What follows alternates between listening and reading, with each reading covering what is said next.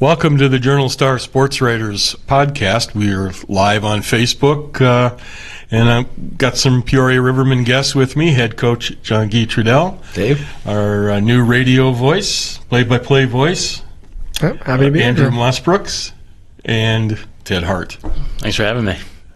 Right wing, and an impressive right wing in his debut at the opening night game last weekend. Coach, let's start with you. In the SPHL, building a team is it can be a thankless task, and you're waiting on guys to come down sometimes from higher levels. It gets thrown together at the last minute, and you've already had to make some moves. How did that process work for you this year? I mean, at what point were you comfortable with what you had?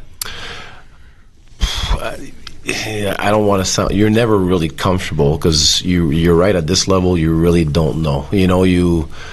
Guys I've tried to recruit all summer thinking for sure if they weren't making the ECHL were coming to me, didn't come. Guys that I thought signed with me got injured or didn't show. So it's not an easy task. As I had a certain type of team I thought I was going to have, and then you always know you're going to get 2-3 guys from we talked about yesterday, Andrew. Mm-hmm. You got. It's not only a contact sport, it's just about having actually, contacts everywhere. And you always know you're going to get those guys. But guys like Ted, we did not expect it at all. It's guys that I've been, talking to the last few months about players they have. And when Ted became available, I was lucky enough to get him. But it's a very tough process. And even as the season goes on, Dave, it's, I think last year within a week we had already 4 call-ups, lost like 3 Ds. So you led the league in call-ups. Yeah, so it goes really quick, and that's what we're there for. So when the guys are here, you try to train them the best way possible. So when they do get the call, they're ready to go in the ECHL. So that's the only thing you can do. But while they're here for us, we ask from them that they're a Peoria Riverman true and true. We focus on winning for the Peoria Rivermen. We focus on being part of the community here.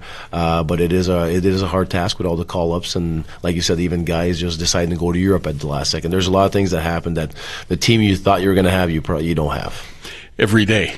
Every day, yeah, every day. 3-2 overtime win on opening night over Quad City. And I realize as a coach, you see things with a different set of eyes than the fans do up in the grandstand. What did you think of that opening night game, given your timeline and to prepare the team and all those factors? Well, I saw some good. I mean, the first period was really good. I thought we came out pretty fast. We could have scored a few there in the first 2 shifts of the period. I think we only gave 2 even strength shots the whole period.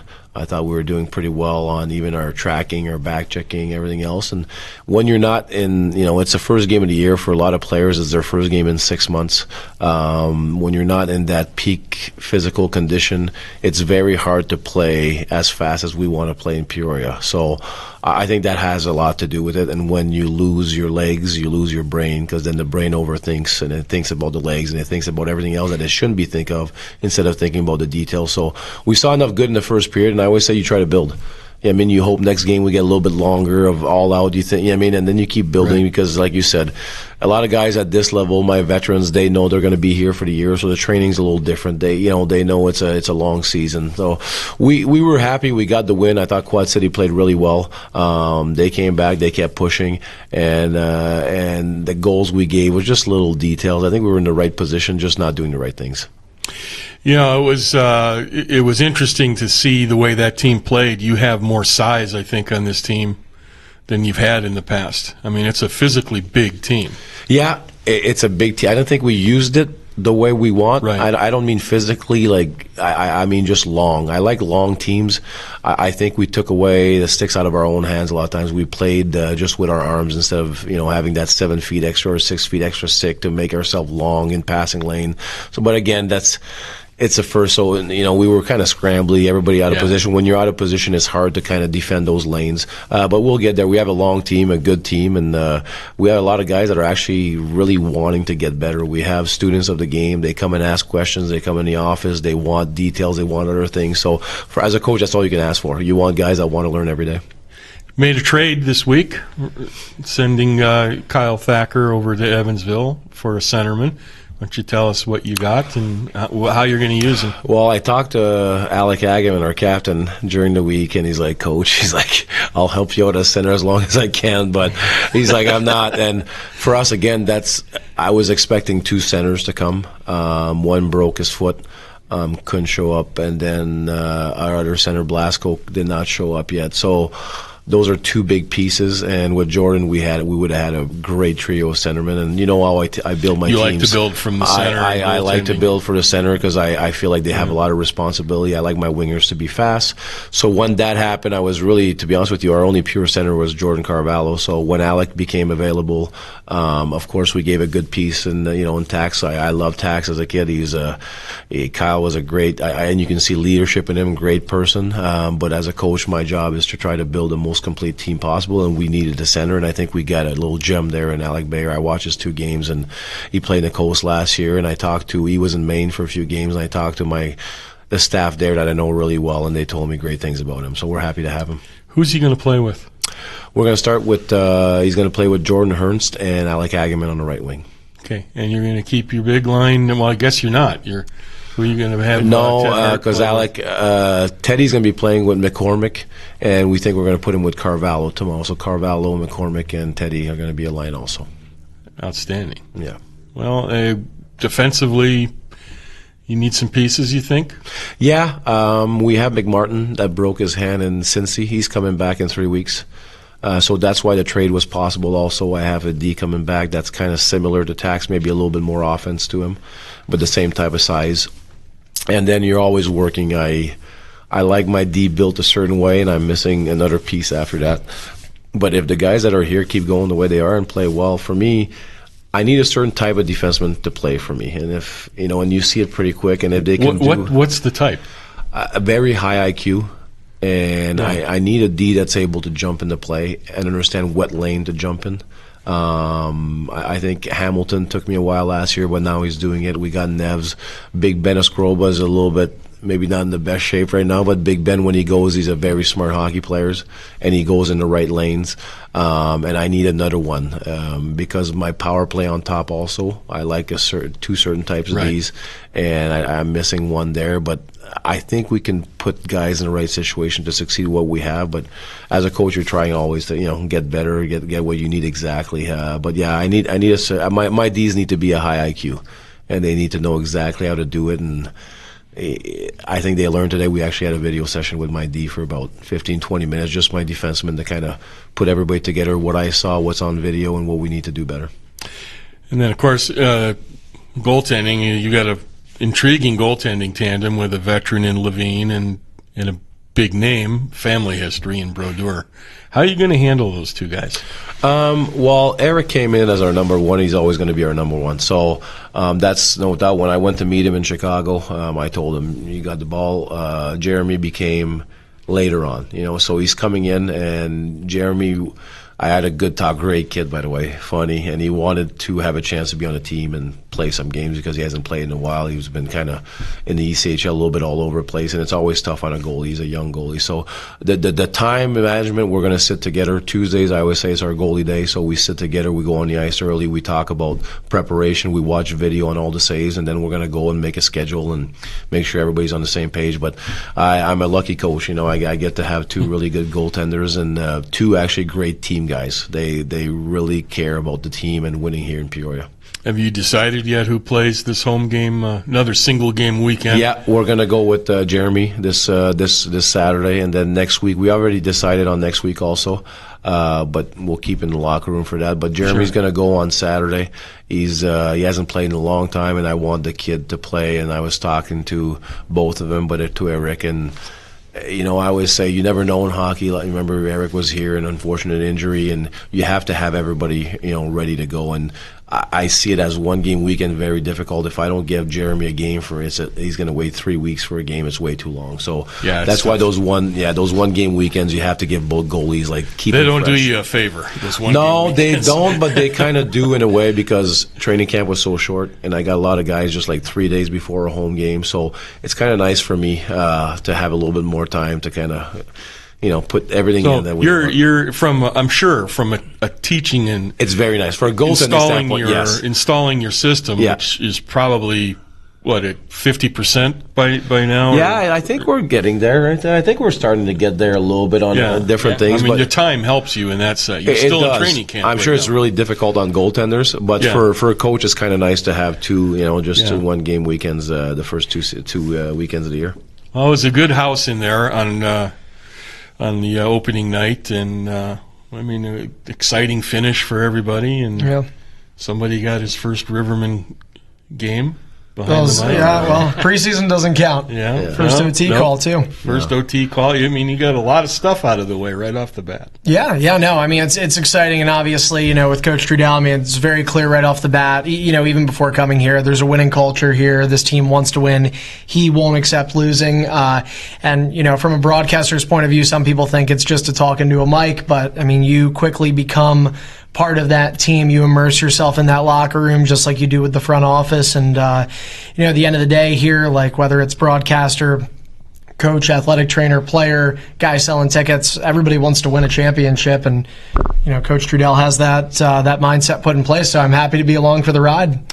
Ted, sometimes players research where they're going to. Sometimes they don't. Did you know much about the Rivermen and the history in this market, or are you kind of learning it as you go along? It's all pretty new to me. I think I wasn't really sure where I'd end up, and then when the main team cut me, they pretty much said, go to Peoria. Like, the coach there is going to fix your game. You're going to have a ton of fun. You're going to play quite a bit, and it's going to be great for you. And I said, perfect, I'll go. How'd you win this lottery, Coach? Like I said, I'm lucky enough that I have a good relationship there in Maine over the years. Who's up there? Well, Danny Briere actually runs the whole team. I played with him in the A and in the Phoenix organization for 3 to 4 years, and he's actually my center. And we had a lot of fun together when we played together. And every single year, he's been. Even last year, he called me, wanted me to go to training camp there to kind of help out, be on the ice with those guys. And then a few other guys. Anthony Bone, that he trained with me, played for my Mustangs here. Great kid, and he kept going and coaching. And I was lucky enough. Danny hired him. I called Danny about the kid. I know how much of a hard worker, so he hired him 2 years ago. And then we have the big man was there last year, and then he went to he's in Hartford now. But so we have a good connection with Maine, and for me, as soon as I think they know how we do things here also. Like, we had a long conversation, me and Danny, over the summer 2 years ago, about how we do things in Peoria. And, a lot of teams are always scared about, there's a few teams in the SPHL, call-ups are not their things, you know what I mean? So they're scared. I'm lucky enough that over the years this is what we do. I mean, we want our guys to move up to the next level. Since Peoриa's been in this league, you've had more call-ups. And I'm honestly, truly, like, happy for my guys when they do. Yes, once they leave, then I shake my head. Okay, what am I going to do now? And I try to figure out the next plan. But I think Danny understood that, and that's why every year, and he knows we have a winning tradition. I don't care what anybody else says. That's why I never understood the AHL sometimes. Like, sometimes the AHL, they just say, well, we want to develop. I'm a big believer you develop in winning. Winning all the time develops you, because you gain a lot of confidence on the ice. You become a better teammate, a better player, because if you're not a great teammate or you don't have good habits, you're not winning. And if you just translate that to the next level, it's not going to work out. So for me, bringing guys in a winning environment, doing the right things every single day, practice, game, off the ice, it doesn't matter. Then those guys, when they get to the next level, they're prepared. So that relationship kind of built that way, and we have fun with it. I mean, every time they have something, like Anthony Bone is the assistant coach there. Every time he sees something or a player that he had, and he calls me right away, Geek, and you try to develop him for later on. And I know they were really high on Ted. Like, I got that night, I think about 20 minutes we were on the phone with the head coach and Danny Briere, explaining what Teddy does really well, what he has to get better. So for me, then after that, it's about putting a plan together and make sure Teddy gets back to the next level as fast as possible. Self-scout for a moment, Ted. I mean, what is your game? Well, I want to be a speedy sort of power forward. And I think in high school I got away with that. I used my legs and be an explosive skater, and I didn't really have to become a complete polished player. And in college, I think that came back to haunt me a little bit. And so I think it's having my brain work with my hands and my legs simultaneously will get me where I need to go. And I think sometimes right now I'm skating like I need to, but I'm not protecting the puck, or I'm not getting my eyes up and shoulder checking. Sometimes I'm not moving my feet when I get the puck, so it's a bunch of things I need to sort out. But I think when it comes together, hopefully I can, I want to score a goal a game here. I want to produce a lot, and I want to, use my legs to kill penalties as well, and hopefully become more of a polished player. Oh boy, your opening night, your debut, rookie debut, if you will. I mean, you could have had a goal on the first shift of the game. He had to make a big stop, and then of course you did score a goal later and hit a post as well. Yeah. So I mean, we could argue a hat trick for your case on that game. Yeah, it was definitely a really fun game. Had some good chances. Playing with Hags and Ernst, they're so smart and skilled. You just kind of have to find space, and the puck will come to you. But it's the most I've played since, I don't know, maybe high school. And so legs get tired, my brain got a little tired, and I wasn't really thinking as well in spurts of the game. So hopefully I can fix that this week. And I think Teddy had a good point here. I think I get players at the SPHL that they're a little bit disconnected. And I think Teddy made a good point, like being able to all be connected to move in the right spot. And I think Teddy has everything he needs. The only thing is, I think with him is there's just little details. Offensive details like you talk, like making plays with your back turned to the play while you're getting hit. All those things that at the next level you have to do. Because I honestly think like a guy like Teddy can be a very, very good player at the ECHL right now. But unfortunately, because of the contracts, ECHL and things like that, when Teddy does get called up, he's going to be a third or fourth liner, 10th forward. So those details are going to become key in his game for him to be able to move from that 10th forward spot to the first, second line, and play a lot, then move on his way to the next level. So that's what I try to be, and I know sometimes the players are like, oh man, the coach never lets go, but those are the details that if you go to coast, you're not going to get there and play first power play for sure. So you have to have all the little details in your game to be able to perform as a 10th forward or third liner, and then you move up when you do that. So that's what we're in trying that to prepare. sense, I mean, not all call-ups are equal. Sometimes it's better for the player to be at this level where he can function as a top six forward. Absolutely. Than be sitting third or fourth line and get, 3 shifts a night in the ECHL. And that's what we really developing. That's what we try to talk about, not chasing something like, I know when they're ready, and if they do get a call up and you sit in the stands, he's going to feel again like he did in college when it comes to hockey, not playing a lot of shifts. And human nature, you lose confidence. Human nature, you don't love the game as much. When you don't love the game as much, you lose your legs, you lose your passion, you lose all that. So sometimes it's better, I think, with Teddy's situation, instead of being in Maine and not played at the beginning of the year, being here, getting tons of ice time, power play time. He's playing different positions. I'm sure he played in his past. He's killing penalties. So when he goes back up, he's got all those little things. Now we just got to work on the little details. Like I said, the important details of the higher level of shoulder checks, making plays with your back turn, all those things, and deception moves. There's a million deception moves you can go before actually attacking the guy, and I think that's where he's at. Because skill-wise, skating-wise, he's got it. He's got it for sure. Yes. Let's go through your history a little bit. Where are you from? Right outside of Portland, Maine, a town called Cumberland. Yeah. So you grew up watching what was probably then the AHL team. Yeah, the Portland Pirates there. Yeah. Right. They had some good players go through that team as well. Jason Christie went through that team. Mm-hmm. I was in that division with Springfield for 3 years. Yeah, with Portland. You know Portland well. Mm-hmm. Mom and Dad, you better give them a shout out. Yeah, I know. I'm sure my mom's probably listening right now. Yeah. What's Mom's name? Ellen. And Dad? Ellen and John. What do they do? My dad works in the Portland area. My mom pretty much just took care of me and my brothers. Yeah. But they went to almost all of our college hockey games growing up. I think they were a little upset that I had to leave Portland, but they want me to enjoy it. Sure, they'd love to have you playing hockey, and they knew that was probably going to happen in Peoria more than Portland right now. How did you get into the game? Is it a typical story, a 4-year-old kid on skates, or how did you come to the game? I don't know if I really had a choice, since my older brothers were both playing. My dad played in college. Brian and Kevin. Yeah, Brian and Kevin played. Where did Dad play? Played at Bowdoin College, which is in Maine. Okay. Division III school there. Yeah. And then he's built an outdoor rink in our yard for 25 years in a row. And so every winter we're playing together. Still? So it's hard. Every Christmas we usually have a 2-on-2 game. And so it was hard not to get into hockey when I was very young. That's pretty cool. That's cool. That's really cool. So he's a rink architect. Yeah. The best kind. And we haven't really been there the last few winters, but he still does it because there's, maybe there's neighborhood kids that come over and play. Oh, so he that's just, nice. Yeah. It's just a habit for him to make it every year. Now, your brother Brian was drafted by Tampa Bay as a second-round pick, and before we went on air, you were telling me you were there on that day. I mean, what was that like to be around that experience? It's cool, especially in Maine. There's not that many hockey players, so to have someone kind of become an NHL draft pick is a pretty special moment, and it was awesome to have our whole family in Pittsburgh and see all the guys that were drafted in the first round, and it's cool. It's something I'll never forget. I'm sure Brian won't either. And you went on, to play college hockey, obviously at Yale. Did you have a lot of choices?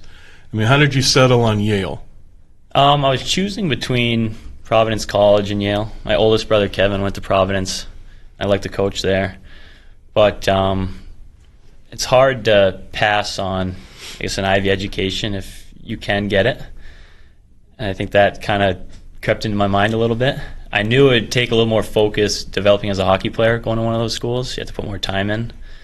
But I'm glad I did. I had a ton of fun there, and I'm sure having that degree will help me down the road.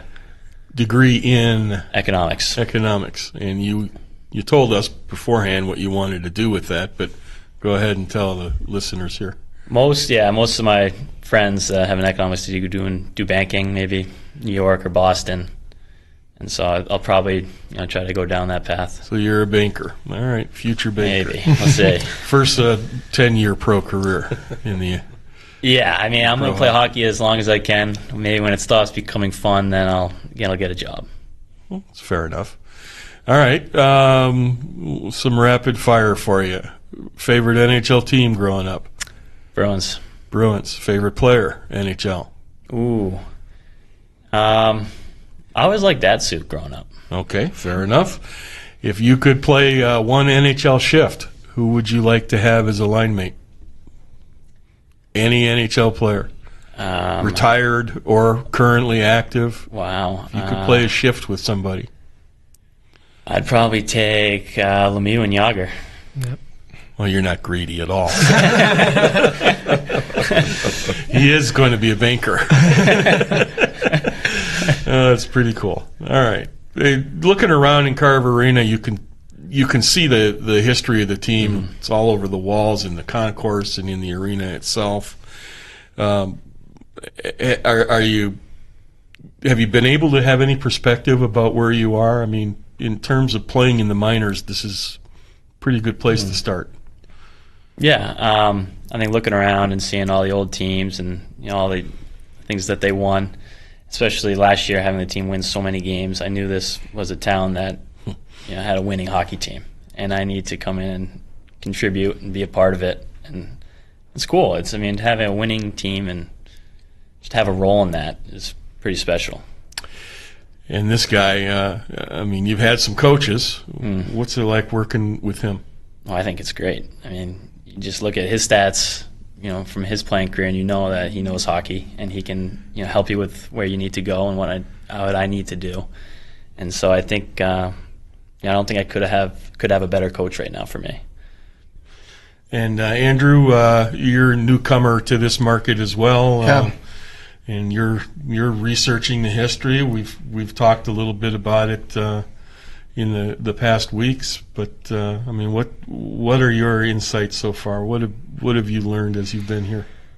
Well, I've definitely learned a lot more through you since I got here. But coming into it, even before I got here and just, speaking honestly, it's hard. Like, I'm from Pennsylvania, central Pennsylvania. I grew up like 2.5 hours away from Philadelphia. So I grew up a big Flyers fan,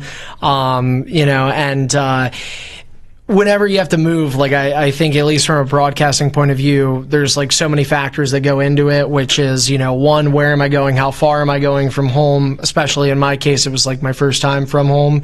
And two, can I go somewhere that will help me, like these players, get to that next level. So you first research the team. This team's been around for the better part of 4 decades. They've been to as high as the American League. There's the IHL, there's the ECHL, even the broadcasting, fraternity, so to speak, of broadcasters in this league. I mean, we've had 3 guys that have at one point been voice of the Rivermen: Tom Callahan, Matt McConnell, Brendan Burke. They've all went on to the NHL.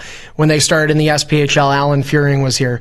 I had a phone call with him when I was talking to Bart Rogers and said, Alan, can you talk to me? He's in Bridgeport now in the American League. What can you tell me about Peoria?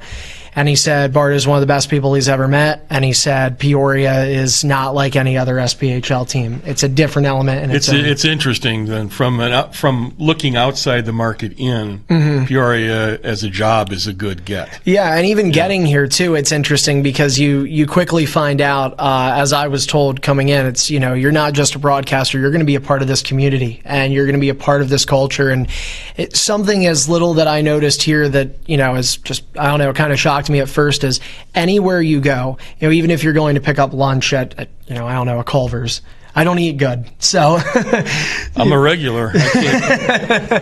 So, but you go there and you see a Riverman shirt. You're wearing a Riverman shirt, and they ask about the Rivermen, and they're talking about the team. And next thing you know, one of the other customers is talking to them about the team, and you quickly realize like this market cares, and these people know.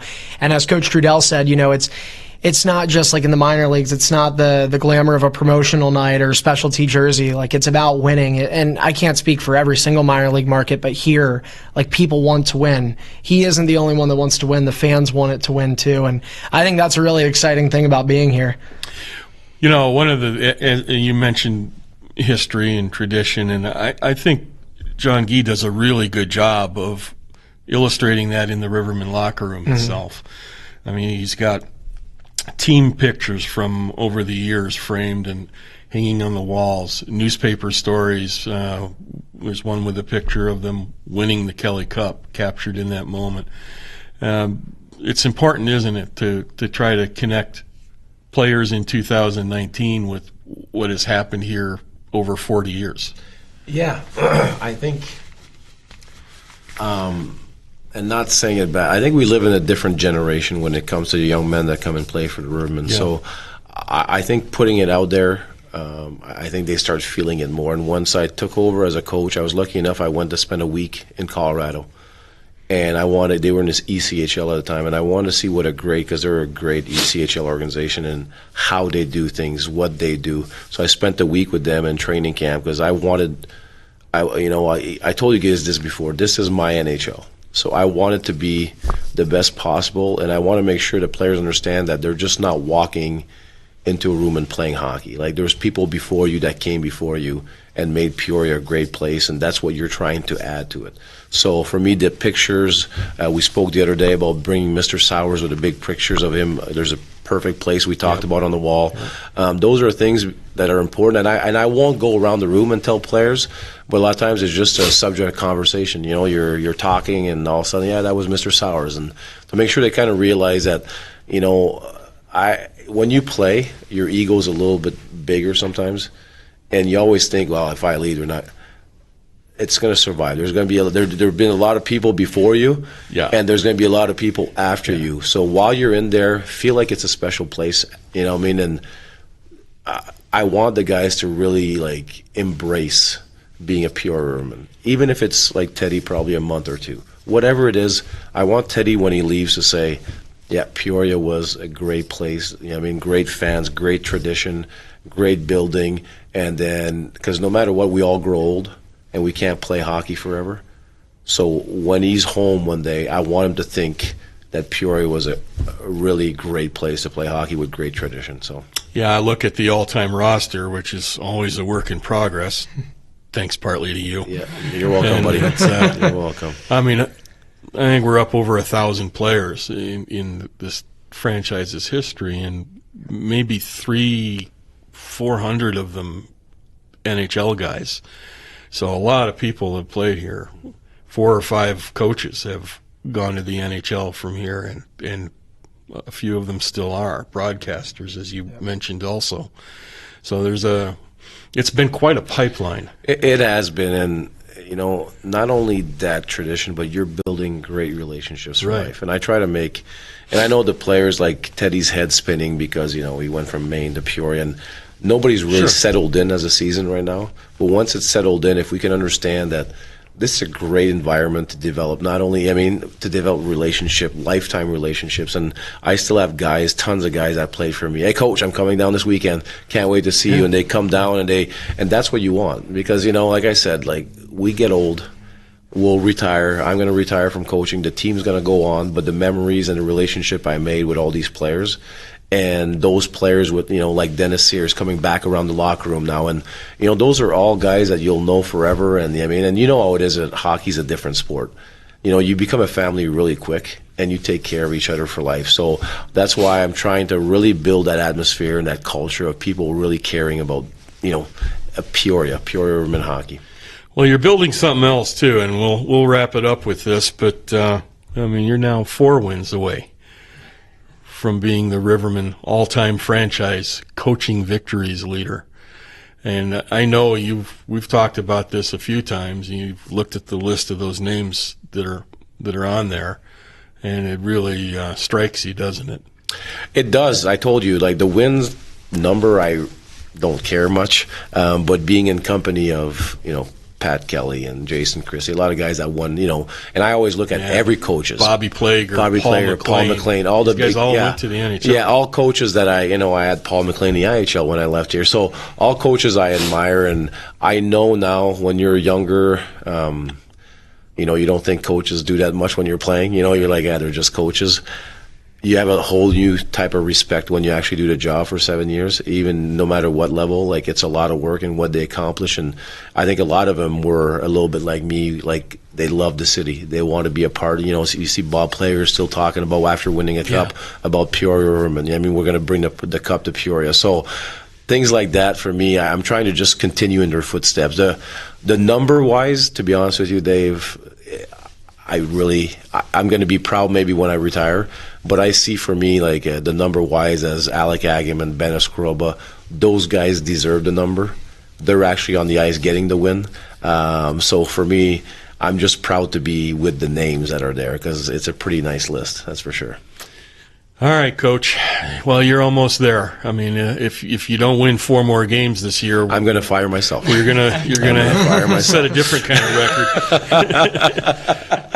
We're gonna wrap it up. We'll be here every week with this. With Coach Trudell and a player, and occasionally Andrew as well. And I thank you guys for coming in. It's a pleasure to help you build this connection with your fan base, and it's important. So, and that's another thing, Dave, I didn't mention, but I'll finish it on this. Like, our players understand also all this, how important it is. Like, it's people don't realize how much you work to connect the fans to our players, and I think hopefully, like, by this year and doing this all the time, we appreciate everything you do for us, buddy. That's nice to hear. Thanks. I don't get a jersey or a plaque or anything, so it's okay. But I'll have a taste of that Wayne Gretzky. Actually, you do have a plaque, don't you? I was about to say. Hey, Dave. No, don't. Come on, you know it. Well, that was quite a night. Well, that ceremony's on YouTube still. I know it is. I watched it before I came here. The Hall of Fame ceremony. You get a hug from me every night, so it's as good as a plaque. That's good. But next time you're going to open that Wayne Gretzky whiskey, you can maybe share a little bit. Oh, I didn't know you liked the whiskey. Yeah, I'll share for sure. Yeah, for sure. Little share. Fantastic. All right, good enough. That's it from here for the Journal Star Sports Writers podcast. You can see these. They go right into our archive at pjstar.com/podcasts. pjstar.com/podcasts. There's a whole bunch of them up there going back years. And I thank you guys for Andrew Mossbrooks and John Guy Trudell, Ted Hart, I'm Dave Aminian, and our producer-engineer, Matt Dayhoff. We're gone.